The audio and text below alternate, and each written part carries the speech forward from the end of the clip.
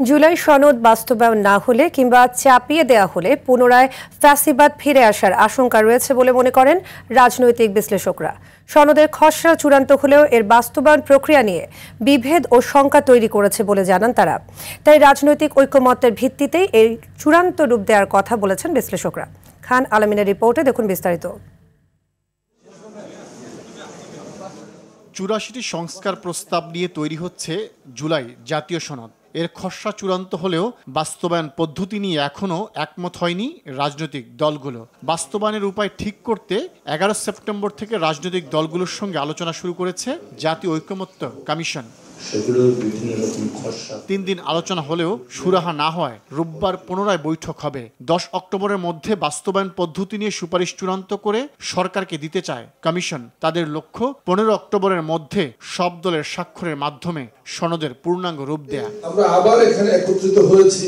সনদের সংবিধান সম্পর্কিত প্রস্তাবগুলো বাস্তবায়নের পদ্ধতি নিয়ে মতভিন্নতা কাটেনি। বিএনপি চায় প্রস্তাবগুলোর বাস্তবায়ন হবে জাতীয় নির্বাচনের পর সংসদের মাধ্যমে।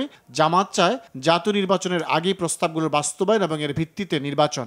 এনসিপি বলছে গণপরিষদ গঠনের মাধ্যমে বাস্তবায়নের কথা।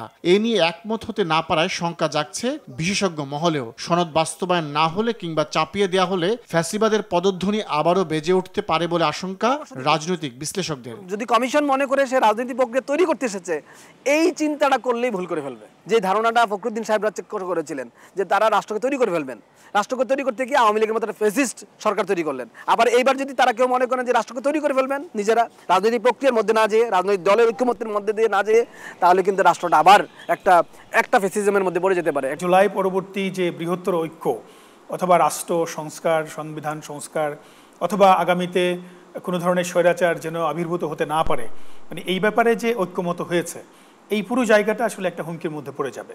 এবং আগামীতে যে নির্বাচনের কথা আমরা বলছি যে ফেব্রুয়ারিতে নির্বাচন হবে, সেই নির্বাচনের প্রশ্নটিও একটি সংখ্যার মধ্যে পড়ে যাবে। তাই ছাড় দিয়ে হলেও একমত হওয়া প্রয়োজন বলে মনে করেন তারা। ঐক্যমত্য কমিশন আমি যতটুকু জানি যে এমন একটি প্রস্তাব দেওয়ার চেষ্টা করছেন যাতে করে সব রাজনৈতিক দলই এটি মেনে নেয়। এরকম একটি প্রস্তাবের দিকে এগোচ্ছেন যে এখানে গণভোটও থাকতে পারে, আবার আগামী নির্বাচনের আগে সেটি হবে একটি গণপরিষদও হবে। যেহেতু আপনি মনে করছেন যে পরবর্তী সংসদে সব পাশ হয় কি না, একটা সংশয়ের মধ্যে আছেন, সেই জন্য একটা রাজনৈতিক ঐক্যমত্য সবাইকে স্বাক্ষর করান। দ্বিতীয়ত হলো এটাকে অধ্যাদেশ জারি করেন। গত ১৫ সেপ্টেম্বর জাতীয় ঐকমত্য কমিশনের মেয়াদ শেষ হয়েছিল। বাস্তবায়ন প্রক্রিয়া নিয়ে আলোচনা করতে কমিশনের মেয়াদ ১ মাস বাড়ানো হয়। জাতীয় ঐকমত্য কমিশনের খান আলামিন, RTV, ঢাকা।